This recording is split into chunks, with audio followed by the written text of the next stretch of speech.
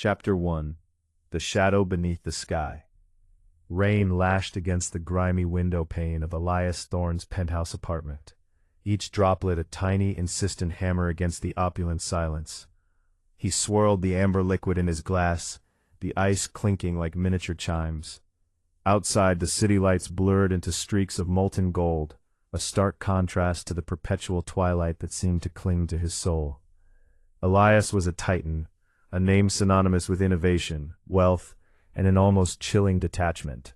His empire, Thorne Industries, cast a long shadow, and he, its architect, stood perpetually at its apex, an isolated king on a throne of polished chrome and expensive mahogany. He sighed, the sound lost in the vastness of the room.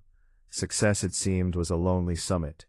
The ringing of his phone, a sleek, custom-designed device, shattered the quiet.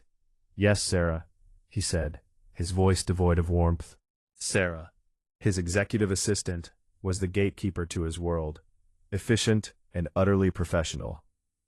"Mr. Thorne, the Q4 projections are in. They're exceptional. Your board will be thrilled." Elias grunted. Numbers, figures, they were the only language that seemed to hold any real meaning for him these days. The human element, the sweat and struggle that built his empire, had long since faded into a distant, abstract concept. He walked to the vast expanse of glass, gazing down at the ant-like scurrying of life below. Somewhere in that sprawling metropolis, under the indifferent gaze of the skyscrapers, lived a different kind of human, one whose world was measured not in stock prices, but in the gnawing pangs of hunger, in the constant search for shelter from the elements. He rarely thought about them. They were a statistic, a societal problem discussed in hushed tones at charity galas he begrudgingly attended, their faces blurred by the champagne and the self-congratulatory air. Suddenly a flicker of movement caught his eye, far below, near the riverbank. A small huddled figure, silhouetted against the harsh glare of a street lamp. It was too distant to discern details, but the posture spoke of profound weariness, of a body surrendered to the unforgiving concrete. For a fleeting second, a strange, unfamiliar sensation pricked at Elias, a twinge of something he couldn't quite name. Empathy? Pity? He dismissed it, turning back to the room, to the sterile comfort that had become his prison. The rain continued its relentless assault, a mournful symphony for a world he no longer truly inhabited. He picked up another call, this time from a business associate in Tokyo. The conversation was a blur of mergers and acquisitions, of market shares and hostile takeovers. His mind, however, kept drifting back to that fleeting image on the street below. The gnawing sensation persisted, a tiny, persistent splinter beneath the polished veneer of his life. He was a man who had conquered the world, yet in the quiet solitude of his penthouse, he felt more adrift than ever. The city, a vibrant tapestry of life and struggle, stretched out before him, a mystery he had long since stopped trying to unravel. He was too busy building his empire, too consumed by the relentless pursuit of more. And yet, a seed of disquiet had been sown, a tiny crack in the gilded cage he had so meticulously constructed. Chapter 2. The Echo in the Alley. The following morning the city awoke with a damp gray sigh. Elias, after a restless night, found himself strangely drawn to the window again. The rain had subsided, leaving behind a slick, reflective sheen on the streets. His gaze instinctively sought out the riverbank, the place where he had seen the solitary figure. It was now bathed in the harsh morning light, the grime and decay of the underbelly of the city laid bare. He saw not the titan of industry, but a man adrift in a sea of his own making. Against his better judgment, Elias found himself making a decision that would have astonished his entire staff. He instructed his driver to take him not to Thorne Industries, but to a less pristine part of the city. The limousine, a sleek black beast, glided through the bustling streets, its tinted windows creating a barrier between Elias and the world outside. He saw the faces of the people on the sidewalks, hurried, stressed, some joyful, some defeated. He had always been detached from their narratives, viewing them as cogs in a vast economic machine. Now he felt a vague, unsettling curiosity. The car eventually stopped at the edge of a district known for its transient population. The air here was thicker, laced with the scent of exhaust fumes and something less definable. A scent of desperation, of forgotten dreams. Elias stepped out of the car, a stark anomaly in his impeccably tailored suit. The driver, a stoic man named David, remained in the car, his expression a mask of practiced indifference. Elias felt a prickle of unease, a sense of being out of his element, exposed. He walked slowly, his expensive shoes crunching on gravel and discarded cigarette butts. He saw men and women huddled in doorways, their possessions piled in tattered bags. Their faces were etched with hardship, their eyes holding a silent plea. He averted his gaze, not out of disdain, but out of an unfamiliar discomfort. He was a man accustomed to control, to orchestrating complex negotiations. Here there was no negotiation, only survival.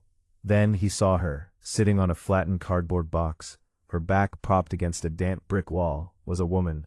She was thin, her clothes threadbare, her hair a tangled mass that obscured her face. She was picking through a small plastic bag, her movements slow and methodical.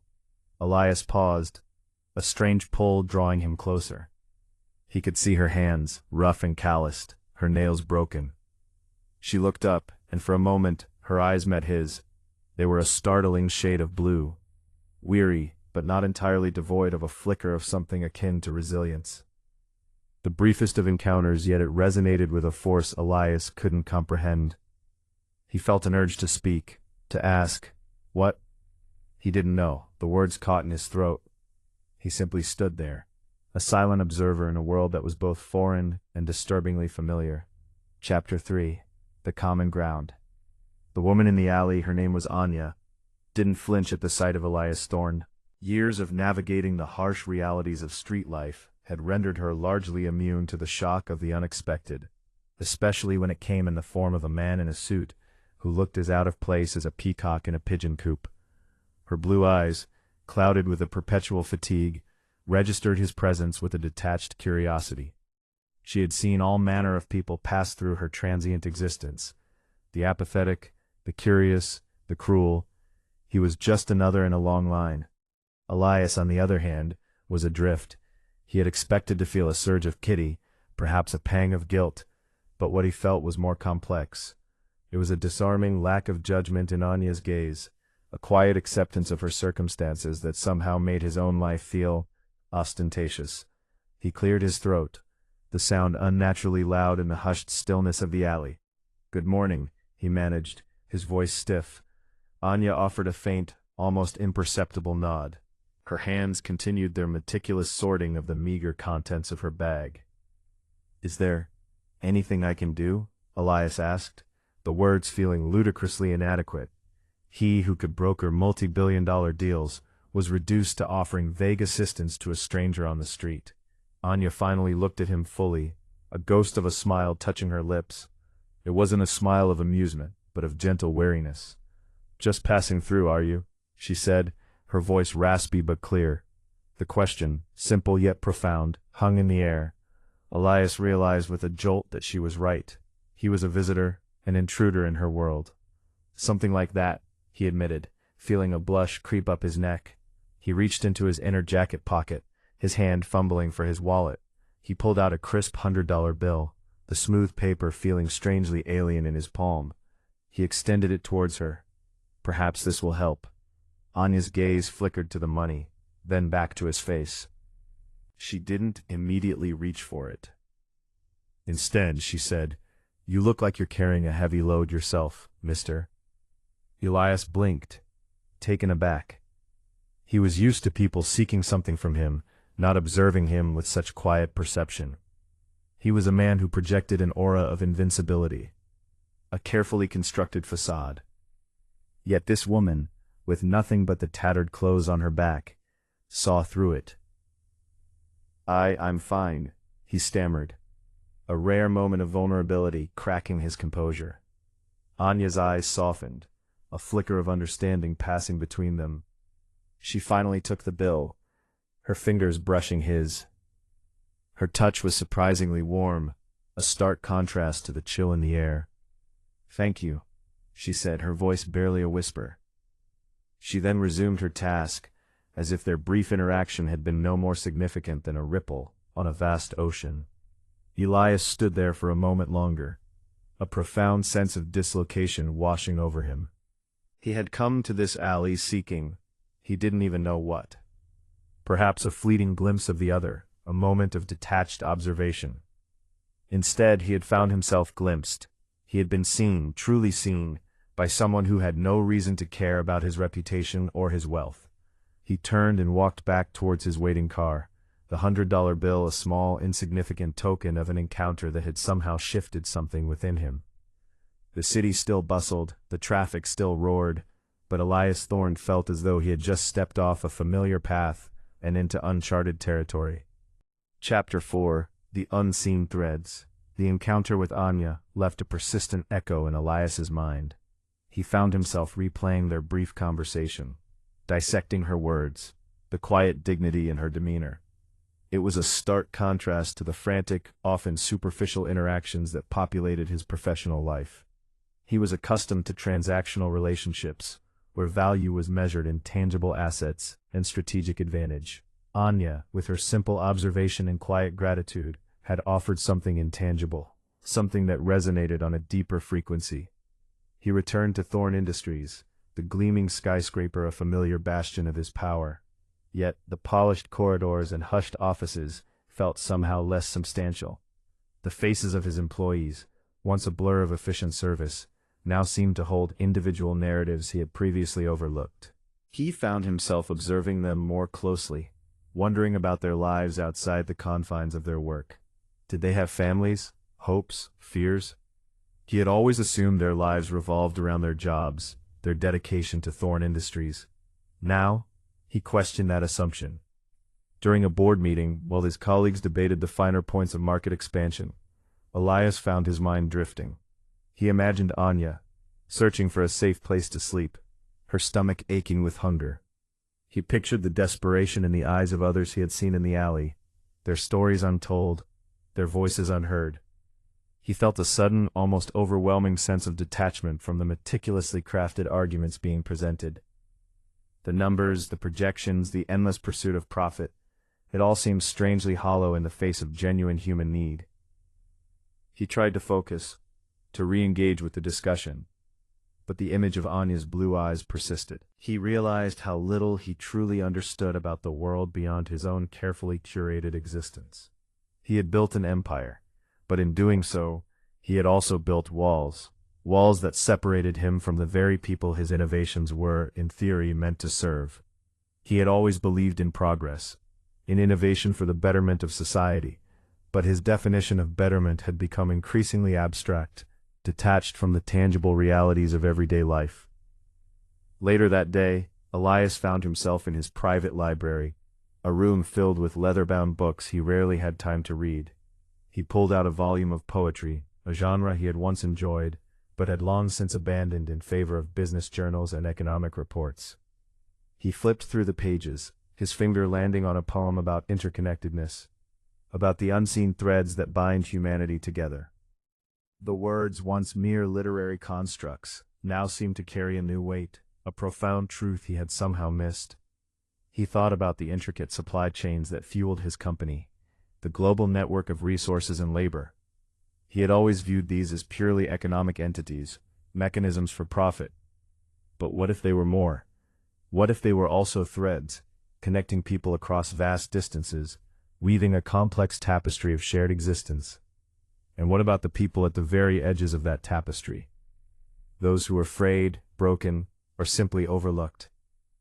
Elias closed the book, a sense of unease settling over him. He had always believed in his own self-sufficiency, his ability to navigate the world on his own terms. But perhaps he was more entangled in the fates of others than he had ever realized. The encounter in the alley, the brief exchange with Anya, had exposed a blind spot in his carefully constructed worldview. He was a man who had conquered markets, but he was beginning to realize that there were other, far more significant territories he had yet to explore. Chapter 5: The Unforeseen Detour. The unsettling questions stirred by Anya's quiet gaze continued to niggle at Elias. He found himself making small, almost imperceptible changes in his routine. He started taking different routes to and from his office, deliberately passing through neighborhoods he normally avoided. He observed the street vendors, the families in worn-out cars, the subtle signs of struggle and resilience etched on people's faces. He was no longer just looking at the city. He was beginning to see it, to acknowledge the myriad individual stories unfolding beneath its grand facade. One afternoon, during a drive through a more impoverished district, his limousine encountered an unexpected obstacle. A massive pothole, a gaping maw in the asphalt, had swallowed a smaller vehicle, its driver clearly distressed. Elias's driver, David, stopped the car, adhering to protocol. Elias, however, felt an uncharacteristic urge to intervene. He instructed David to remain with the car and stepped out, his expensive suit a stark contrast to the grimy street. The driver of the disabled vehicle, a young woman with a haunted look, was frantically trying to assess the damage. Elias approached her cautiously. "Are you all right?" he asked, his voice surprisingly gentle. The woman looked up, her eyes widening in surprise at the sight of him. "My car, it's stuck," she stammered, her voice trembling. "I have to get my son to the doctor." Elias surveyed the situation. The pothole was deep, the car's tire clearly damaged. "Let me see," he said, and to the woman's astonishment, he knelt down peering under the car. He wasn't an expert mechanic, but he possessed a sharp analytical mind and a practical approach to problem solving. He saw the issue immediately. The tire had been torn by the sharp edge of the pothole. He stood up. "It looks like your tire is ruined," he said, "but I can help you get to the doctor. My car is just there." The woman looked hesitant, her eyes flicking from Elias to his limousine, a symbol of a world so different from her own. "I couldn't possibly ask you to," she began. "It's no trouble," Elias interjected, a genuine desire to help overriding his usual reserve. "Your son's health is more important."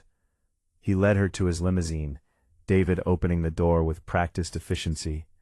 The young woman, still looking bewildered, climbed in, Elias following. As they drove towards the hospital, she introduced herself as Maria, and her son as Leo.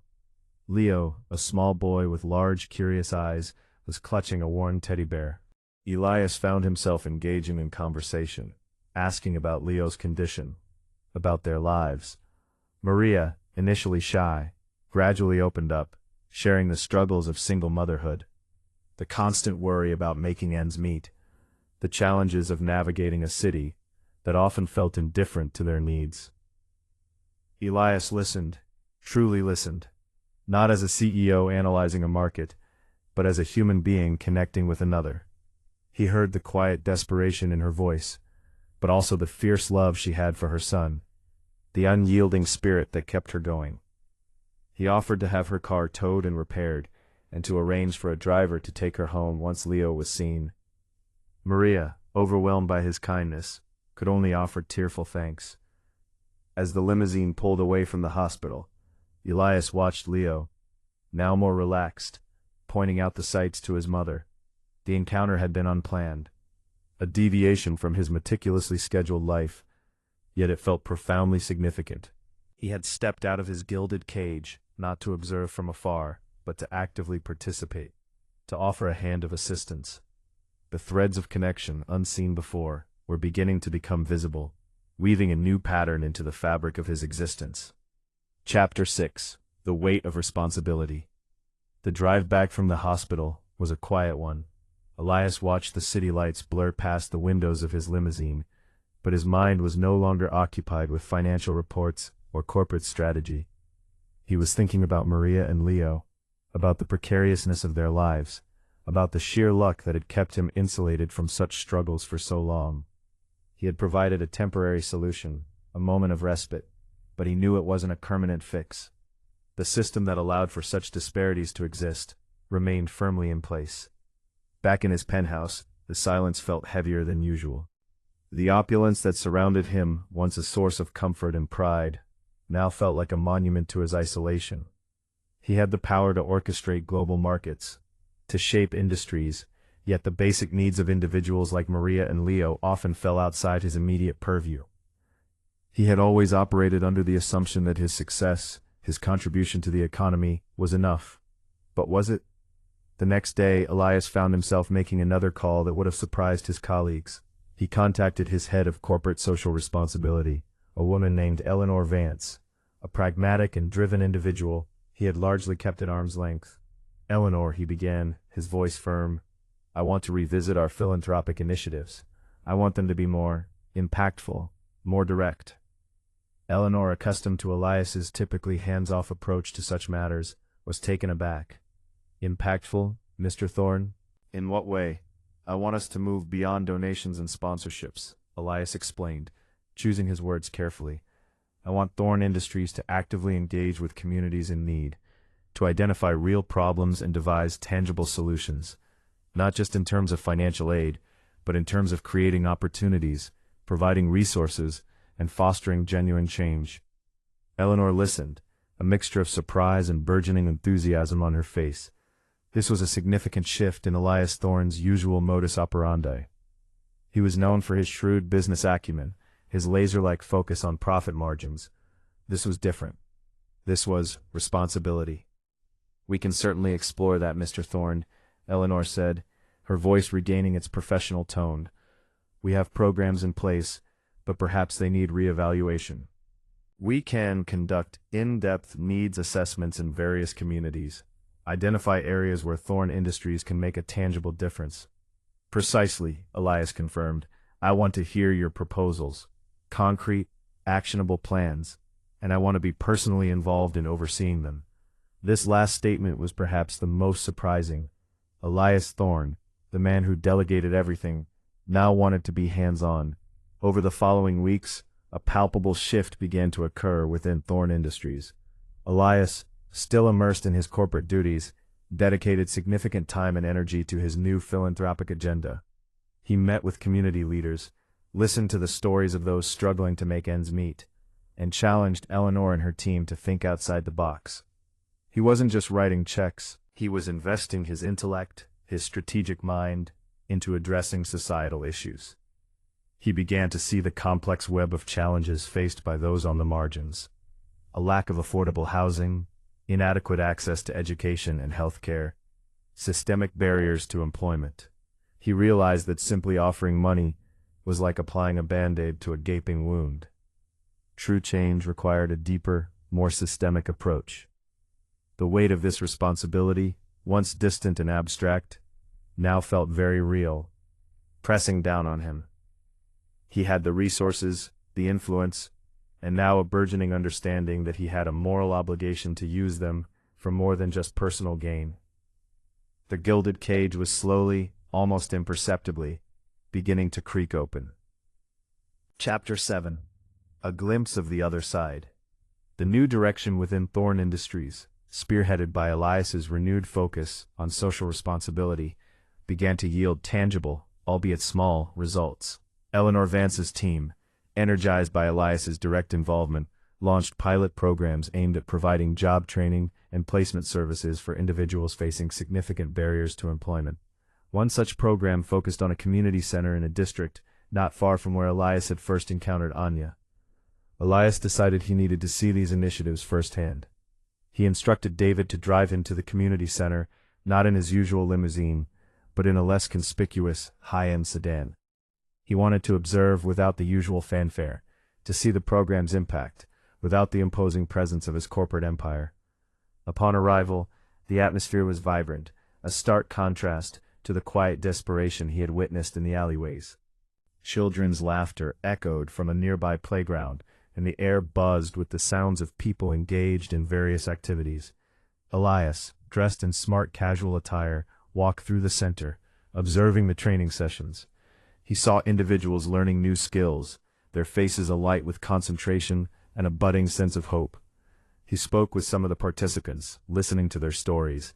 A young woman named Sarah, who had been struggling with long-term unemployment, shared how the program had provided her with the confidence and skills to apply for administrative roles. "I never thought I'd get back on my feet," she confided, her eyes shining, "but they believed in me, and now I have a chance." Elias felt a warmth spread through him, a feeling far more satisfying than any business victory. He then met with the center's director, a compassionate and dedicated woman named Ms. Davies.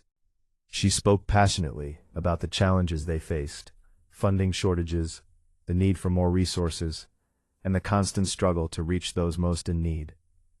As Elias listened, a familiar figure caught his eye, working diligently at a small crafting station. It was Anya. Her hair was cleaner, her clothes still worn but neatly mended. She looked thinner, but there was a newfound spark in her blue eyes as she focused on her work. Elias paused, a complex mixture of emotions washing over him. He hadn't expected to see her here, a beneficiary of the very initiatives he was now championing. He approached her, his heart pounding a little faster. "Anya," he said softly. She looked up, surprise registering on her face, followed by a flicker of recognition.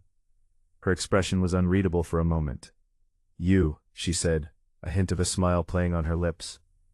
"The man with the heavy load." Elias chuckled, the sound genuine and unforced. "It seems I'm still carrying it, but perhaps a little lighter now," he replied. He gestured around the bustling center. "I didn't expect to see you here. This place, it's a lifeline," Anya explained, her voice still raspy but stronger than he remembered. "They help with everything: food, shelter, and learning new things. I'm learning to make these," she gestured to her creations. "Selling a few. It's not much, but it's something." They spoke for a few more minutes, a comfortable, easy conversation that belied their vastly different circumstances. Anya didn't ask for anything, didn't even seem to expect it. She simply shared her story, her progress, with a quiet dignity that Elias found deeply moving. He realized that his initial encounter with her, the small gesture of kindness, had perhaps set in motion a chain of events that led her here. The unseen threads were becoming increasingly apparent. As Elias left the community center, the city looked different. The faces he saw on the street no longer seemed like anonymous statistics. They were individuals with stories, with struggles, and with the potential for resilience and growth. The weight of responsibility he felt was still there, but it was now accompanied by a sense of purpose, a burgeoning understanding that true success lay not just in building an empire, but in fostering a community where everyone had a chance to thrive. Chapter 8: The Unraveling of Habits. Elias Thorne's newfound commitment to social impact wasn't merely a fleeting phase. It was beginning to fundamentally alter his habits and perspectives. The meticulously guarded routines that had defined his existence were slowly, almost imperceptibly, starting to unravel. He found himself delegating less in matters of philanthropy and more in the day-to-day operations of Thorne Industries, a testament to his shifting priorities.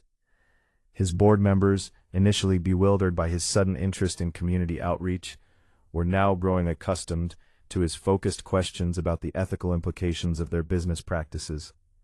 He initiated a company-wide review of supply chains, pushing for greater transparency and fairer labor practices.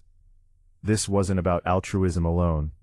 Elias recognized the long-term risks associated with unsustainable and exploitative operations. He was framing his new approach as a strategic imperative, a way to build a more resilient and reputable company. His personal life also saw subtle shifts. He began accepting invitations to events that weren't solely focused on business networking. He attended a local charity gala, not with the usual air of reluctant obligation, but with a genuine interest in supporting the cause. He found himself engaging in conversations with people from diverse backgrounds, listening more than he spoke, eager to understand perspectives outside his own. One evening, he invited Eleanor Vance and Miss Davies, the director of the community center, to Thorne Industries for a working dinner. The opulent dining room, usually a stage for high-stakes negotiations, was now filled with the hum of earnest discussion about future projects. Elias, foregoing his usual meticulous plating of expensive cuisine, was more interested in the flow of ideas.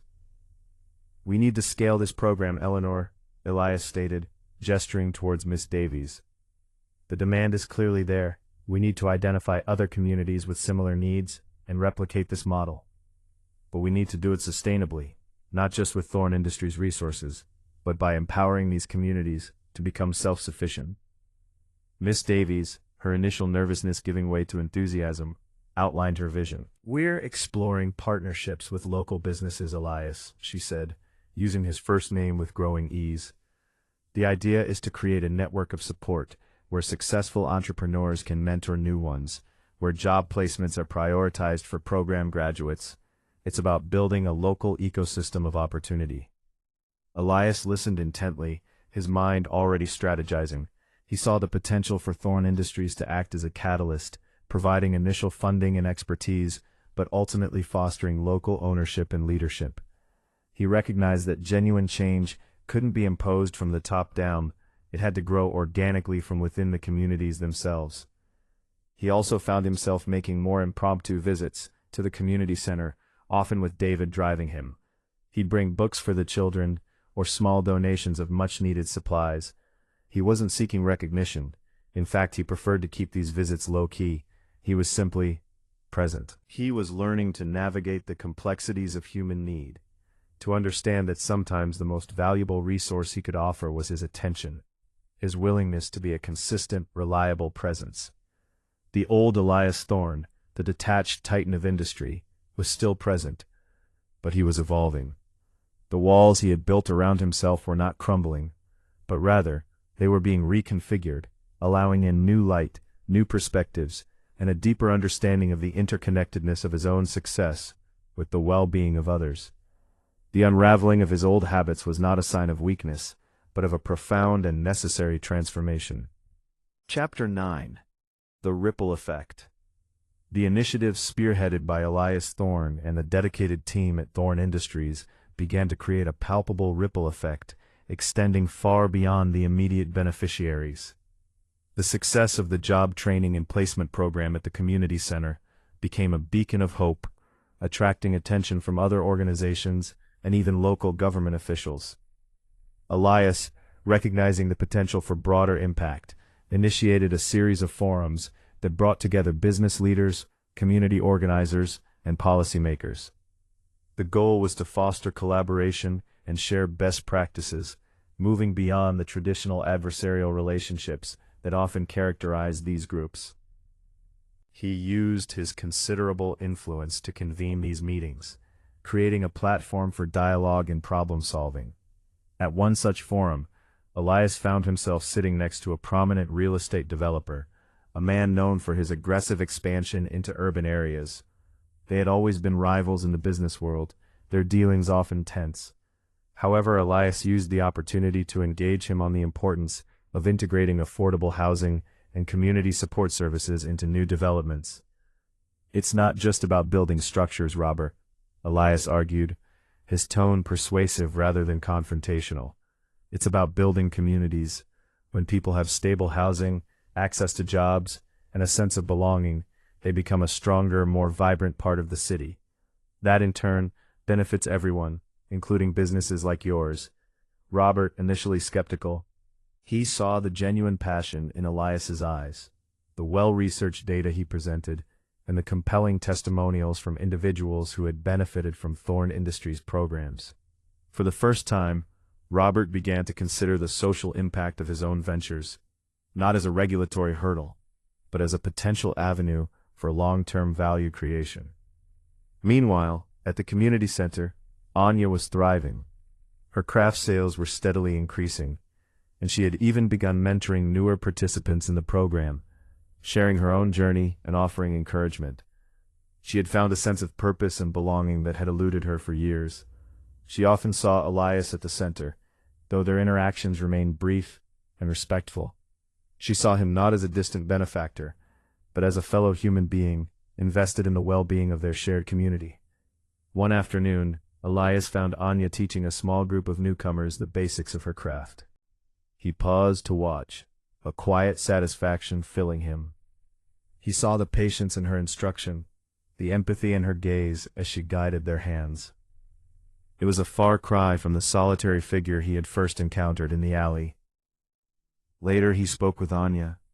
"You're a natural teacher," he commented. Anya smiled, a genuine radiant smile that transformed her face.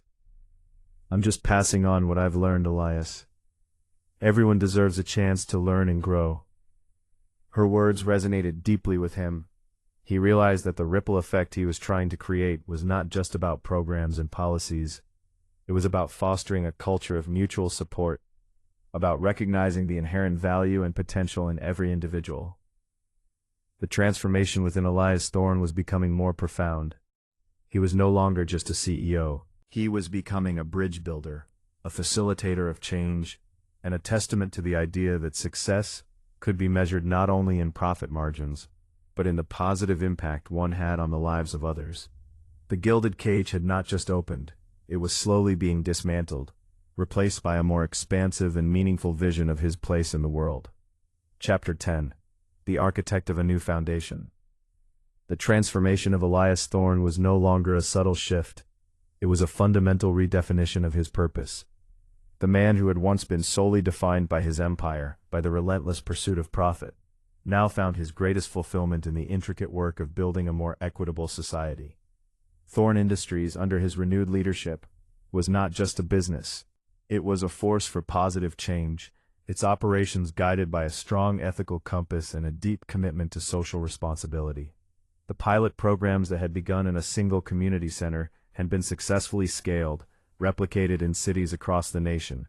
Thorne Industries had established partnerships with local governments, nonprofits, and other corporations, creating a collaborative ecosystem that addressed issues of homelessness, unemployment, and lack of access to education and healthcare. Elias, no longer content to merely fund these initiatives, was actively involved in their strategic planning and implementation, bringing his formidable analytical skills to bear on complex social challenges. He had, in essence, become an architect of a new foundation, one built not on polished chrome and mahogany, but on empathy, collaboration, and a shared vision of a more just world. His interactions with people like Anya and Maria, once isolated encounters, had become the bedrock of his understanding, shaping his decisions and fueling his dedication. Anya, no longer a dweller of alleyways, had become a respected member of her community. She managed a thriving artisan cooperative, providing employment and training for dozens of individuals who had once found themselves on the fringes of society. She was a living testament to the transformative power of opportunity and support. She and Elias maintained a respectful friendship, their shared history a quiet reminder of how far they had both come.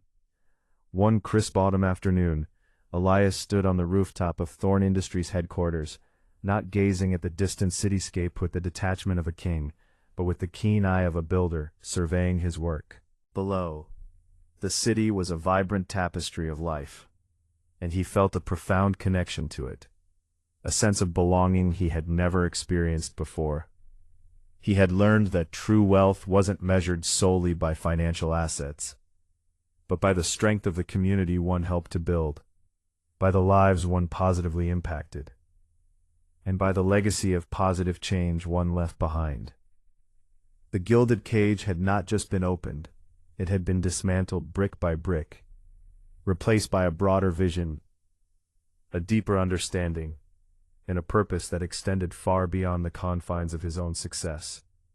Elias Thorne, once the solitary titan, had found his true calling not in ruling an empire, but in fostering a community, in weaving a stronger, more inclusive fabric for all.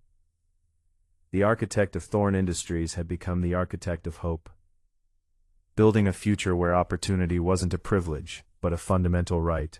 And in that endeavor, he had found a success far more profound and enduring than he had ever imagined.